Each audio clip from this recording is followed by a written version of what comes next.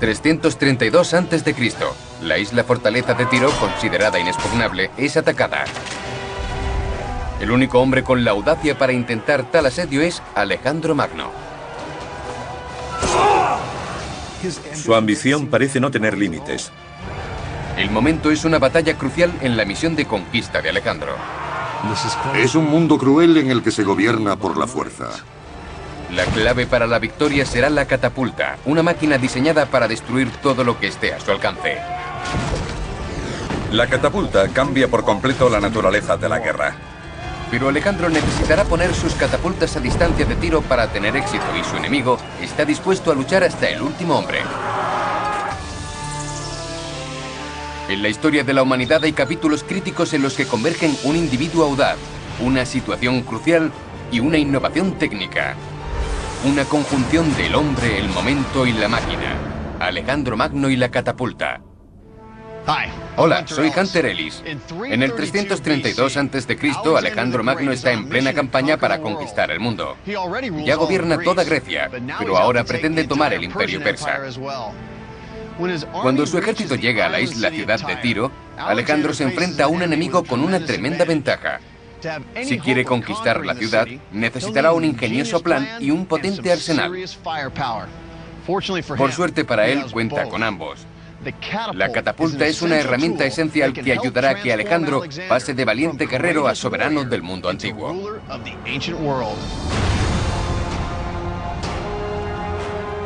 En Tiro, debe apoderarse de un enclave amurallado a 500 metros de la costa, protegido por una flota y un fiero ejército. Para Alejandro es una batalla crítica en su conquista del mundo antiguo.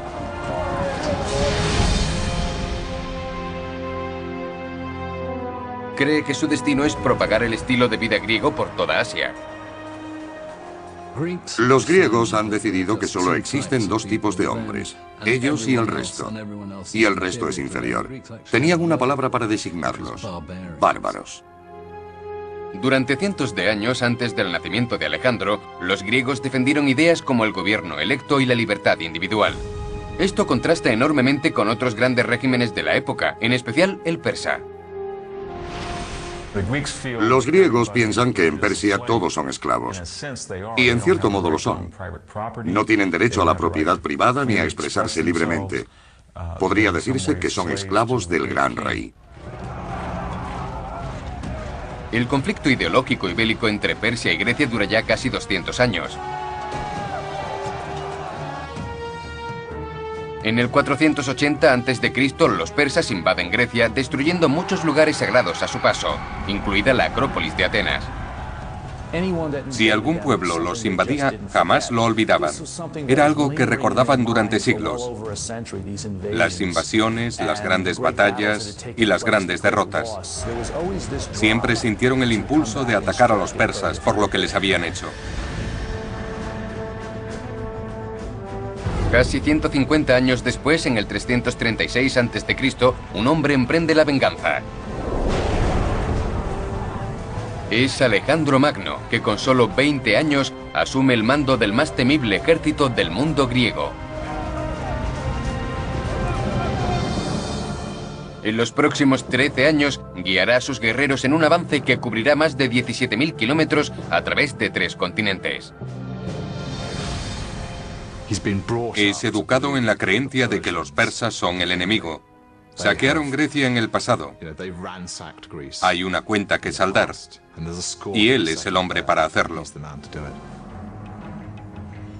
Una de las máquinas de guerra más potentes de Alejandro es la catapulta, entonces llamada balista, del griego ballo, que significa arrojar.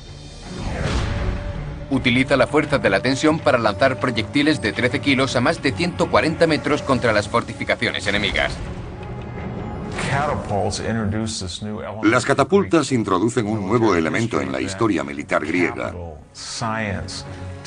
Ahora la tecnología puede ganar o perder una batalla, cuando en el pasado todo se basaba en el valor y la fuerza personal.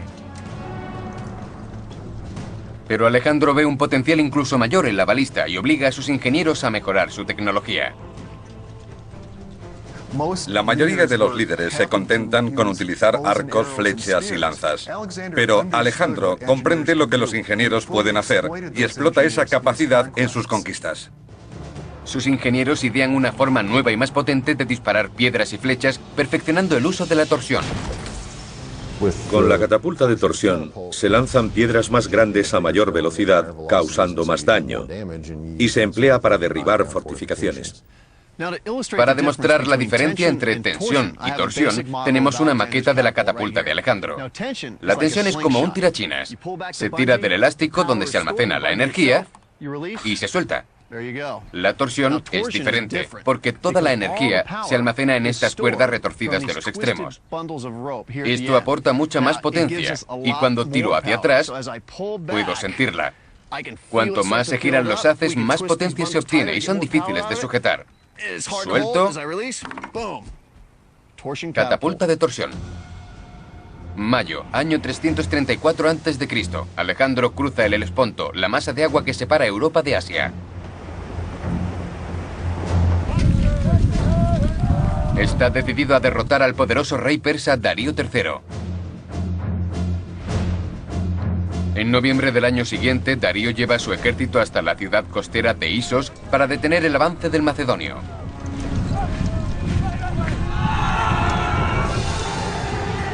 Superado en número, Alejandro utiliza su habilidad militar y la fuerza de su caballería para atravesar las líneas enemigas.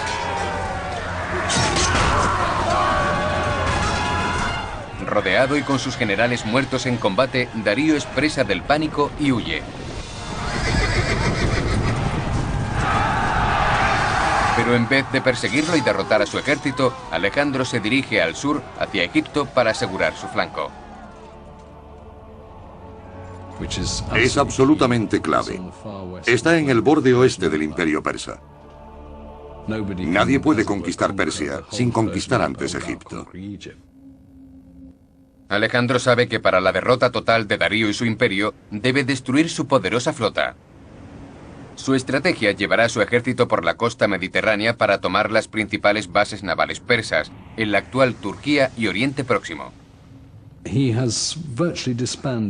Prácticamente ha disuelto su propia flota y decide conquistar las bases navales persas por tierra. Alejandro no encuentra resistencia en su avance. Con facilidad se hace con el control de las ciudades costeras fenicias aliadas de los persas. Aradus, Biblos, Sidón, todas ellas le dan la bienvenida y se ponen de su lado, abandonando a los persas. Probablemente Alejandro esperaba lo mismo de Tiro. Pero la isla-ciudad de Tiro, la mayor potencia fenicia, con una población de al menos 40.000 habitantes, es otra historia. Al principio, el hijo del rey y algunos nobles dan la bienvenida a Alejandro. Pero cuando éste les pide orar en su templo de Heracles, es rechazado.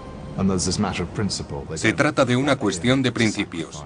Ellos no quieren que ofrezca sacrificios a su dios en la isla, y eso lo enfurece. Palatzes! Malacca!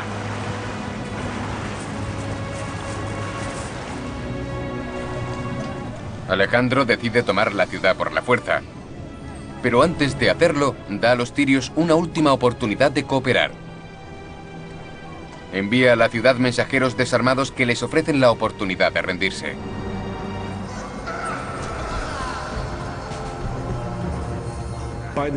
Llegados a este punto, los tirios ya habían decidido que sería todo o nada.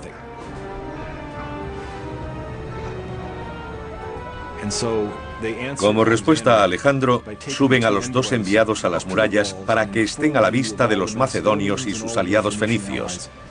Les cortan el cuello y los arrojan al vacío.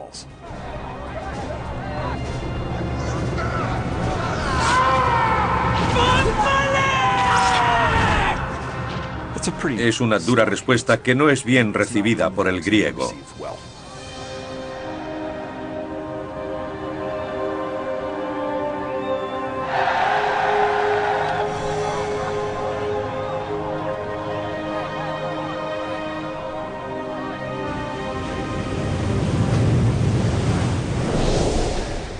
Alejandro tiene la intención de tomar Tiro como sea, y ese insulto lo impulsa aún más. Sabe que no puede dejar sin conquistar la ciudad más poderosa del reino fenicio, y decide que Tiro será un ejemplo para todos aquellos que se resistan. Debe ser destruida. Pero Alejandro tiene un problema. No hay forma de acercar a la isla sus máquinas de guerra, catapultas, arietes y torres de asedio. Los tirios se sienten muy confiados, ya que nadie había conseguido conquistarlos hasta el momento. La isla se encuentra a unos 500 metros de la costa, separada por un profundo canal. En la isla tienen un manantial de agua dulce y abundante abastecimiento de comida, y los soldados tirios están tan preparados y son tan valientes como las tropas macedonias de Alejandro. Los tirios parecen contar con todas las ventajas, y para Alejandro hay muchos otros obstáculos. Un muro impenetrable de 6 metros de grosor en su base rodea toda la isla. Se dice que la muralla medía 45 metros de altura y era enormemente gruesa. Tenía almenas y estaba reforzada estructural y tácticamente por torres de disparo. A lo largo de todo el muro, las torres tenían la capacidad de albergar catapultas. Así que debieron sentirse sobrecogidos al observar todo eso desde la costa. Alejandro no tiene flota para alcanzar Tiro, y se enfrenta a un formidable enemigo con más de 10.000 guerreros. Esta podría ser su batalla más sangrienta.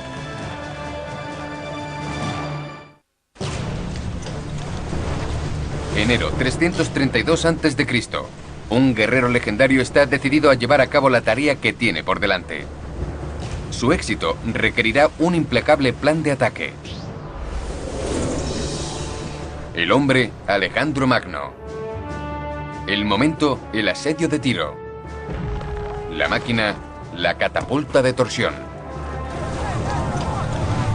Alejandro se embarca en un proyecto sin precedentes para invadir la ciudad que se encuentra frente a la costa del actual Líbano. Su estrategia, unir la isla con el continente. La isla se encontraba a unos 500 metros de la costa. El primer reto era acceder a la ciudad. Es imposible atacar si no se puede llegar hasta ellos. Alejandro ordena la construcción de un istmo artificial de 60 metros de ancho, un dique con los recursos disponibles en la zona. Es algo que no se había hecho nunca. Pero él cuenta con los suficientes ingenieros como para estar seguro de poder lograrlo. Lo que hace es utilizar los recursos de la zona en la que se encuentra. Derriba la ciudad de tierra firme, la vieja Tiro, que así se llamaba, y usa los escombros. También trae madera de las montañas del Líbano, el famoso cedro del Líbano.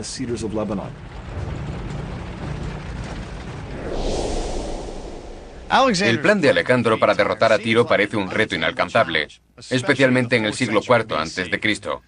Pero no hay que extrañarse de la determinación y confianza, dada su trayectoria y su ambición.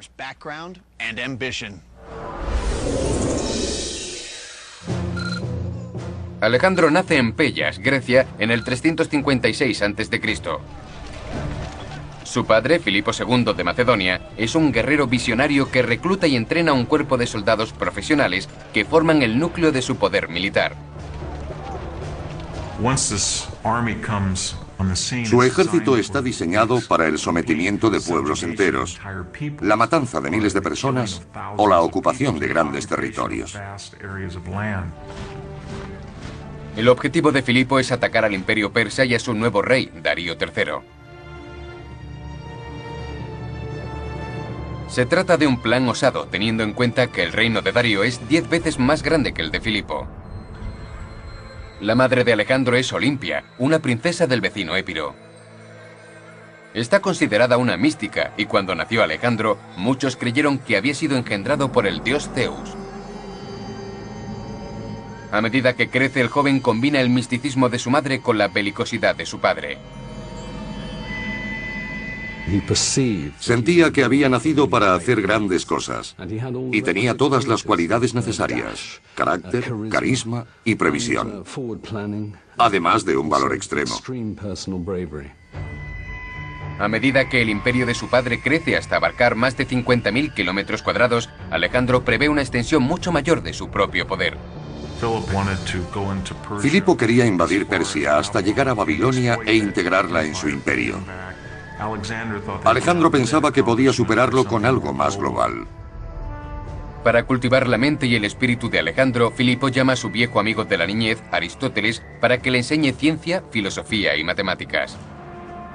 Los 2 años de lecciones causan profundo impacto en Alejandro. En su campaña contra el imperio persa, guarda bajo la almohada junto a su daga el ejemplar de Aristóteles de la Ilíada. Alejandro se convertirá en una especie de rey filósofo que tiene ideas bastante grandiosas sobre cómo ser monarca. La ambición de Alejandro es algo que su padre utiliza en provecho propio. Durante la conquista de las ciudades-estado de Grecia en el 338 a.C., pone a su hijo al frente de las tropas en los combates. Con 18 años, Alejandro manda a hombres con el doble de edad y de experiencia. Aún así, se comporta como un verdadero héroe. Gran parte de los primeros éxitos de Alejandro se deben a las avanzadas tácticas de guerra de su padre. Filipo revoluciona la tradicional formación de batalla griega conocida como falange, una columna de infantería pesada. Él decide eliminar parte de la pesada armadura y sustituir sus lanzas de 2,5 metros por unas picas llamadas sarisas de casi 5 metros. Eso significa que no solo pueden alcanzar las 3 primeras filas enemigas, sino también la cuarta y la quinta. Ello supone casi un 40% más de potencia letal. La apretada falange forma un denso muro de escudos y lanzas. En su lento avance es capaz de atravesar casi cualquier resistencia. Tienen un centro duro como una piedra, que sería la falange, y caballería en los flancos para el ataque. Era una táctica sin precedentes en la época.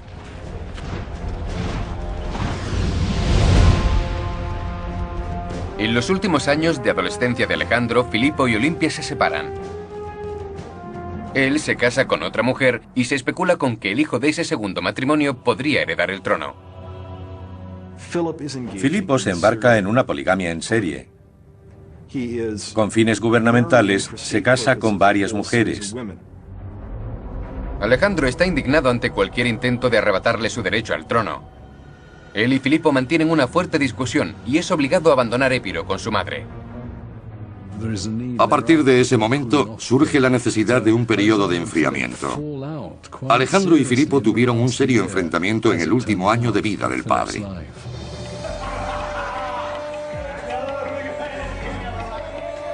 En el 336 a.C., cuando comienza la campaña contra Persia y Darío, Filipo está celebrando la boda de su hija y es asesinado en la fiesta.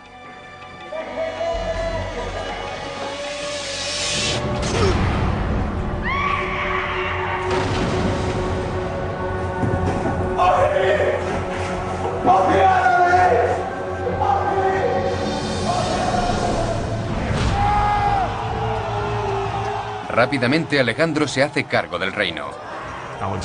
El hijo consolida su poder matando a una serie de personas, príncipes rivales y pretendientes al trono, mucho más cercanos a Filipo que él. Con tan solo 20 años, Alejandro está decidido a lograr aquello con lo que Filipo solo había soñado, derrotar al imperio persa. Pero primero debía consolidarse como nuevo líder del reino de su padre. En el 335 a.C. aplasta rebeliones en varias zonas de Grecia, sobre todo en la ciudad de Tebas. Alejandro toma la ciudad y la arrasa. Eso conmociona a todo el mundo heleno. Tebas es una de las más grandes y prestigiosas ciudades-estado y ahora está en ruinas. 6.000 tebanos son masacrados en un día. Esta despiadada acción demuestra la ventaja psicológica de Alejandro sobre sus enemigos. Era capaz de cualquier cosa. Era impulsivo, lo que causaba cierta sensación entre sus enemigos de que era imposible predecir sus movimientos. Bajo su mando y temido por todos, tiene un ejército de los soldados mejor adiestrados del mundo. Con 30.000 hombres, su fuerza no tiene igual. A Alejandro no le preocupaba lo que pudiera hacerle el enemigo, sino lo que iba a hacerle él. Eso es un modo de pensar muy diferente. Estimula a sus soldados con su confianza y capacidad y con la camaradería que comparte con ellos. Querían a Alejandro, lo seguían y hacían cuanto les ordenaba, pero nunca les pidió nada que no hiciera él mismo. En los 2 años siguientes, desde el 334 al 332 a.C., Alejandro dirige a su ejército a través de la actual Turquía y sale victorioso de todas las batallas. Pero el sitio de Tiro es una lucha muy diferente. Tiene que conquistar una isla fortificada a unos 500 metros de la costa.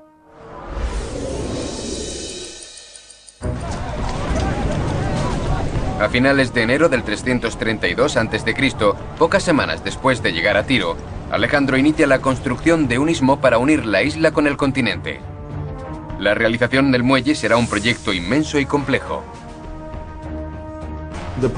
El proceso de construcción implicaba idear un modo de contener la tierra vertida para que no se extendiera por el fondo marino. Los ingenieros de Alejandro dieron con una solución extraordinaria para reforzar ambos lados de la escollera. Se clavan en el lecho marino 2 filas de estacas para crear una barrera sólida que contenga las toneladas de tierra y árboles. Debía ser una superficie bastante plana, para que las máquinas de guerra pudieran avanzar por ella. Por ese motivo crearon una estructura de piedra y madera. A medida que la construcción se encuentra con las corrientes mediterráneas, el avance se ralentiza. A medida que se acercan a Tiro, hay más profundidad y las corrientes son más fuertes. Están a mayor distancia de sus recursos de avituallamiento y bajo el ataque constante desde la ciudad.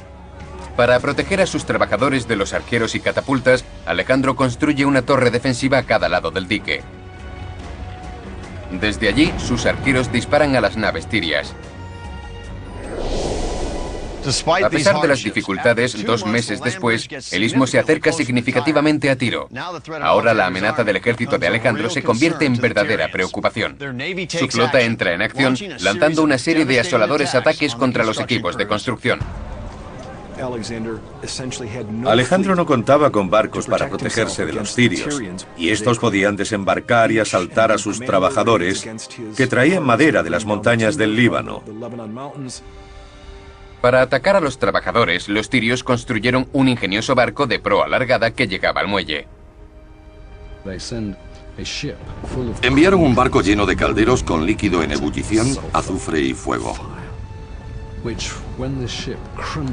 Cuando el barco se estrelló contra la escollera, el líquido combustible se extendió por todas partes, destruyendo la obra. Las llamas lo queman casi todo. El istmo, las máquinas de guerra y las torres. Y los restos son barridos por las fuertes corrientes mediterráneas. El ataque destruye meses de trabajo y podría desbaratar el plan de Alejandro.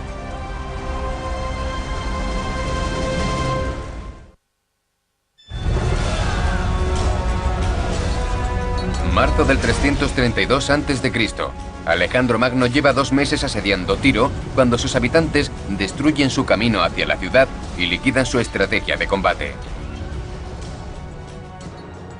Su campaña por conquistar el mundo antiguo conocido entra en punto muerto. Es una de las pocas veces en la carrera de Alejandro en que se encuentra ofuscado. Piensa incluso en abandonar, aunque solo por un momento. Él no es de los que se rinden. Es el tipo de persona que cuando se enfrenta a un reto, aunque parezca haber fracasado, sigue intentándolo. Alejandro decide reconstruir el muelle. Esta vez lo hace en ángulo, para protegerlo de las fuertes corrientes mediterráneas. Además, se da cuenta de que debe utilizar los barcos de las ciudades fenicias costeras que ya ha conquistado para proteger a sus trabajadores. Es entonces cuando a Alejandro se le ocurre una gran innovación táctica. Decide cargar su artillería en barcazas. Alejandro quiere equipar los barcos con armas diseñadas para acabar con las naves atacantes tirias y otras defensas. Su arma más revolucionaria es la catapulta de torsión, un artefacto letal que permite a los ejércitos de Alejandro luchar a distancia.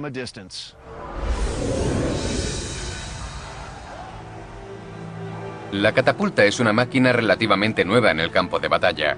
Inventada por los griegos, solo llevaba en uso unos 60 años.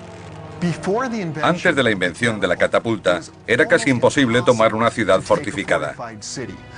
Cualquier plaza rodeada por una muralla era inexpugnable. No había forma de derribar aquellos muros, o sí, pero a costa de un inmenso número de bajas.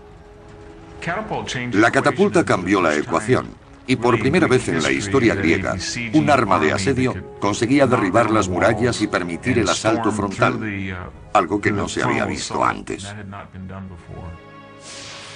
Las catapultas de tensión alcanzan a un objetivo a unos 140 metros de distancia.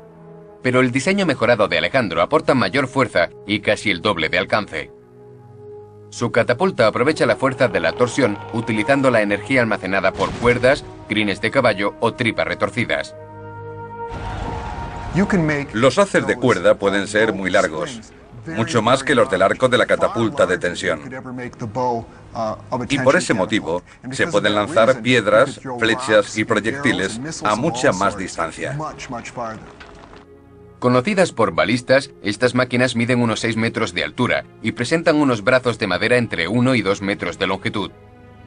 Un torno tira hacia atrás de la cuerda del arco entre los brazos para crear un potente mecanismo de liberación. A medida que se va enrollando la cuerda, se almacena una gran cantidad de energía. Esta se libera cuando se suelta. La catapulta de Alejandro es capaz de lanzar proyectiles de 13 kilos a más de 270 metros. Están hechos de piedras pequeñas mezcladas con arcilla. Pesadas flechas de hierro de hasta 9 kilos también pueden ser lanzadas con fuerza y precisión letales. Hay ejemplos de proyectiles y piedras que han alcanzado a personas, incluso clavándolas contra las empalizadas. Si se dispara contra un grupo de soldados que se aproxima, se puede ensartar a 4 o 5 de ellos. La catapulta requiere de una gran habilidad para funcionar precisa y efectivamente. Los accidentes pueden ser mortales si la fuerza del potente mecanismo se descontrola. Se sabe de catapultas que han fallado y ha sido imposible hallar al equipo que la manejaba. Si algo se rompe durante el disparo, todo se viene abajo y se encuentran restos de los servidores por todas partes. Eric, esta máquina es impresionante. Se trata de una versión actual de la catapulta de Alejandro. ¿Cómo la has construido? Encontramos unos planos en un libro que había sido escrito hace miles de años y nos basamos en las dimensiones descritas en ellos. Luego se trata de un diseño griego hecho con materiales modernos. Así es. Los brazos de 3,5 metros de la catapulta de Eric están hechos de fibra de carbono y Kevlar para evitar que se rompan por la enorme fuerza que se genera al lanzar objetos. Esta cuerda enrollada significa que se trata de una catapulta de torsión, ¿correcto? Sí, esto es la madeja, que tiene unos 25 centímetros de diámetro. Se enrosca igual que esos pequeños aviones de juguete que llevan una goma en la hélice, y eso les proporciona la energía. Eric y su equipo intentan alcanzar un objetivo situado a 60 metros de la catapulta con esta piedra de 6 kilos. Hay que probar para alcanzar la distancia adecuada. La última vez que lanzamos esta piedra alcanzó 83 metros y medimos el ángulo de lanzamiento, así que ahora introducimos los datos en el ordenador y calculamos la distancia o el ángulo que necesitamos para alcanzar el objetivo a 60 metros. El resultado es un ángulo de 19 grados. Obviamente Alejandro no tenía ordenadores. En vez de ello, unas tablas muy precisas indicaban a sus operadores el ángulo adecuado para destruir el objetivo. Estamos listos. Vamos allá. 3, 2, 1.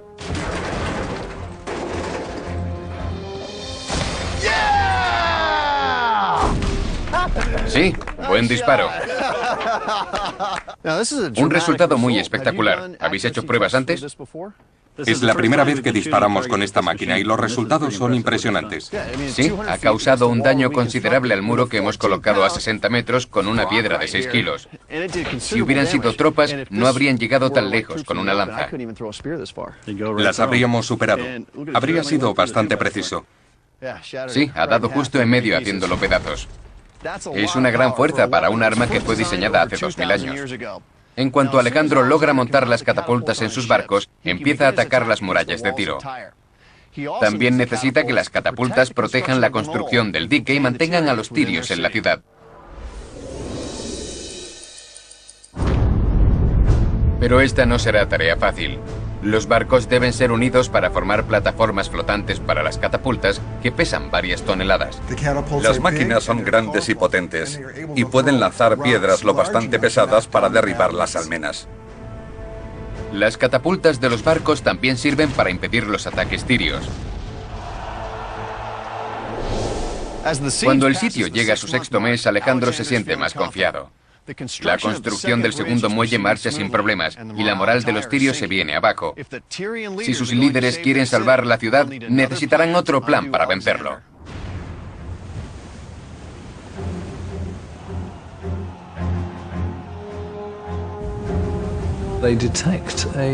Descubren un patrón en los movimientos de Alejandro que después de todo no es poco común. Tiende a dormir a mediodía y los soldados tienen un momento de poca actividad. Durante uno de esos descansos, 13 buques sirios zarpan en secreto del puerto Sidonio al norte de la isla. Probablemente fue un acto desesperado. Tenían que hacer algo y lo único que no habían intentado todavía era un combate naval. Los barcos tirios transportan a cientos de soldados y multitud de armas. Si su sincronización es correcta, pueden destruir gran parte de la flota de Alejandro y poner fin al asedio.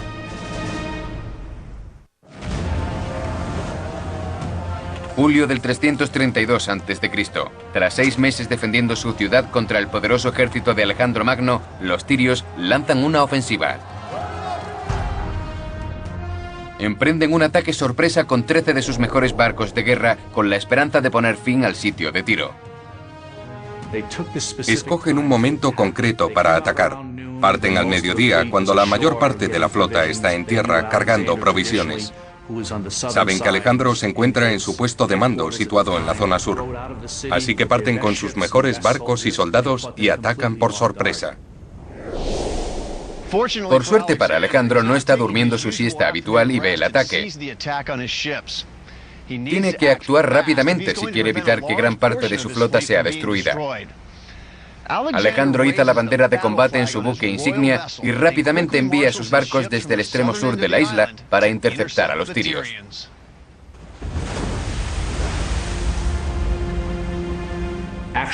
Los vigías apostados en las murallas intentan avisar a su flota del avance de Alejandro, pero no tienen éxito. Sorprenden a los barcos tirios y destruyen un buen número de ellos. Tras esta victoria clave, Alejandro gana ventaja sobre la ciudad.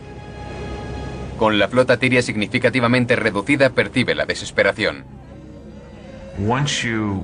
Una vez que logra la supremacía naval, los tirios no pueden seguir trayendo suministros por mar. Y solo es cuestión de cuánto puede subsistir la ciudad sin el apoyo de sus barcos. Pero los tirios siguen decididos a impedir que Alejandro conquiste su ciudad.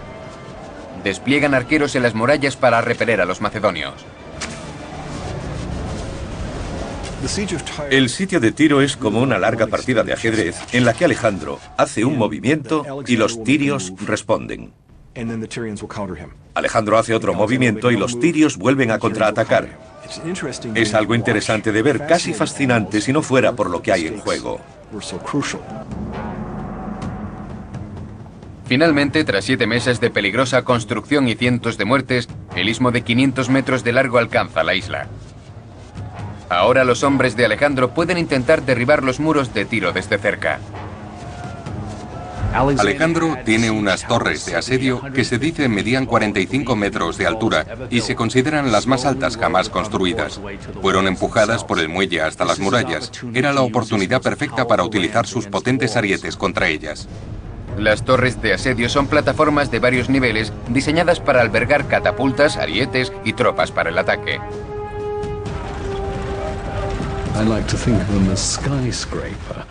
Me gusta pensar en ellas como en rascacielos de asedio. Desde ellos se disparan piedras y flechas con las nuevas catapultas de torsión. El daño no lo causa el vuelo, sino la detención, cuando toda la energía acumulada es transferida al muro de piedra de la fortaleza. El proyectil se detiene y rompe la pared por el lado opuesto.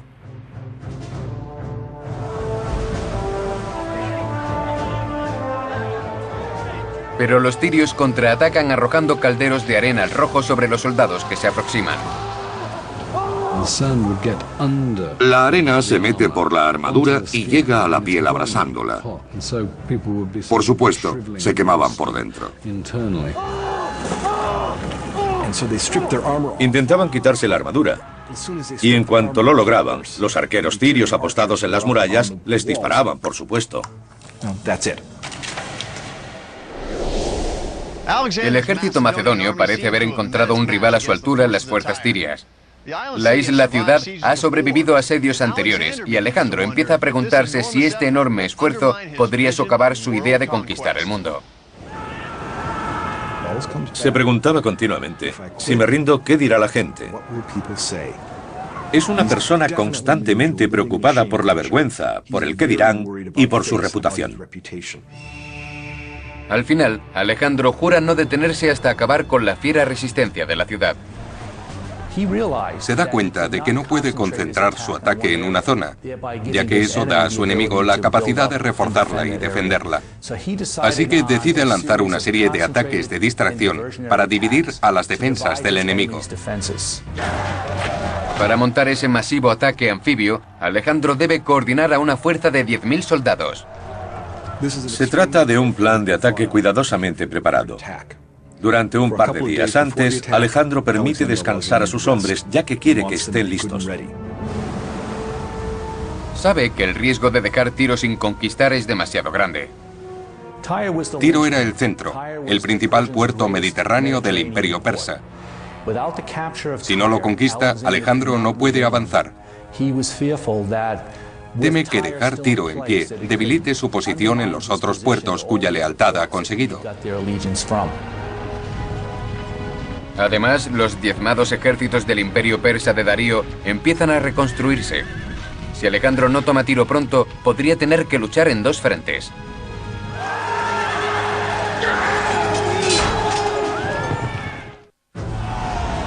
Agosto del 332 a.C. El sitio de Tiro se encuentra en su séptimo mes y la ciudad sigue resistiendo al poderoso ejército macedonio y su audaz comandante. El hombre es Alejandro Magno, un decidido líder militar que no se detendrá ante nada para conquistar a sus enemigos. El momento es la batalla por la total sumisión de la isla-ciudad de Tiro. La máquina con la que espera derribar las murallas es la potente catapulta de torsión. Detectan un punto en el lado de la isla que mira a Egipto, donde creen que pueden causar grave daño, si son capaces de llevar hasta allí su artillería. Alejandro sabe que las murallas son más vulnerables en el puerto sur, por lo que rápidamente idea un plan de ataque. Aplicando toda su inventiva y experiencia de combate, planea la que espera que sea la batalla final, un asalto general a la isla. A primera hora de una mañana de agosto del 332 a.C. comienza el ataque.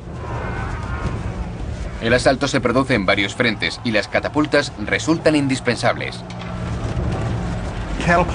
Se colocan catapultas en el muelle, en torres cercanas a este y en los barcos que lo rodean, y disparan una lluvia de piedras y proyectiles. Las tropas de Alejandro atacan la ciudad durante horas. Finalmente consiguen abrir una brecha en la muralla sur con un ariete montado en un barco.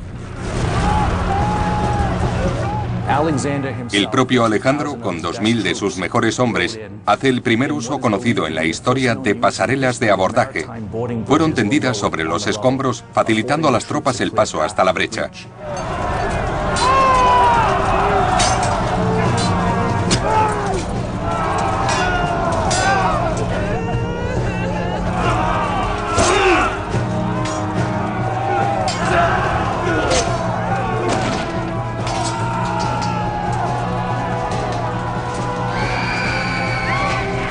Los tirios se retiran a su último bastión en el templo de Agenor.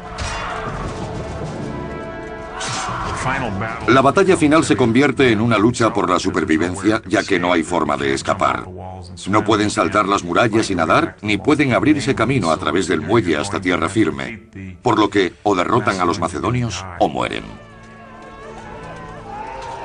La intención de los hombres de Alejandro es vengar las muertes de sus compañeros. Los soldados macedonios no se distinguían por su misericordia, por lo que en cuanto desembarcaron en la isla, comenzó una carnicería.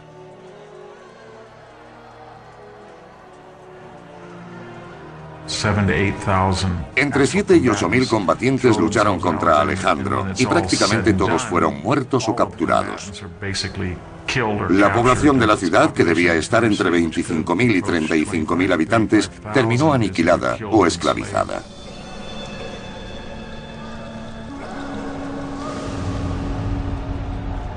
Mientras sus hombres continúan atacando la ciudad, Alejandro cumple su deseo. Acude al templo de Heracles y hace una ofrenda en su honor por la victoria. Debió ser un espectáculo extraño, ya que la ciudad había sido arrasada. Sin embargo, ellos celebran una especie de procesión triunfal y Alejandro ofrece un sacrificio vestido con una túnica ceremonial. Poco después de la conquista, Alejandro instaura un nuevo rey en Tiro. De nuevo, la ciudad se convierte en un importante puerto estratégico y comercial. Pero con el paso de los años, aún se conserva un recordatorio de la gran batalla. El muelle sigue allí. Ha cambiado las corrientes en torno a la ciudad de Tiro. Crearon un elemento que permanece y ha alterado el paisaje. Todo a base de fuerza bruta. Alejandro Magno continúa con la invasión de Egipto y la destrucción del Imperio Persa. Su viaje dura 10 años y abarca más de 17.000 kilómetros, conquistando territorios tan lejanos como la India. Cuando se encuentra en la mitad de su veintena, ha creado el mayor imperio del mundo y se está quedando sin territorios que conquistar. Lo único que le detiene es el hecho de que sus tropas no quieren ir más allá. Están hartos de la situación. Pero él siempre quiere seguir adelante, quiere ser el rey del universo. Tras un angustioso camino de regreso desde la India, Alejandro empieza a planificar su siguiente campaña desde su nueva capital imperial, Babilonia. Allí sufre una repentina fiebre. Parecía invencible y allí estaba, muriéndose. Sus hombres, acostumbrados a abrirse camino luchando, rompían a llorar al verlo. Mientras que él no podía hacer otra cosa que yacer en la cama, quizás elevar un dedo y mirar con reconocimiento para acabar muriendo lentamente. Alejandro tiene 32 años. Las estrategias de combate que desarrolló hace más de 2.300 años aún se siguen enseñando. Incluso sus armas influencian a las nuevas generaciones de guerreros. La catapulta ha sido la más peligrosa, cara e importante máquina de guerra. Muy pocos jefes militares eran capaces de acometer una campaña victoriosa sin el uso de esta antigua artillería. Pocos hombres han dejado una huella tan duradera en la historia como la de Alejandro Magno. Su legado es inmenso. La influencia helenística está presente en todos los lugares que ocupó. Es una leyenda y no solo en la tradición europea, también en la indoeuropea, en los territorios que conquistó e incluso más allá. Cuando Alejandro usa su catapulta para derribar los muros de Tiro, se da la unión de una mente militar y un arma devastadora. Esta convergencia revoluciona el uso de la artillería y obliga a las ciudades amuralladas a cambiar radicalmente sus sistemas de defensa. El poder del hombre y la máquina para cambiar el panorama de la historia es una fuerza que seguiremos examinando en El hombre, el momento y la máquina.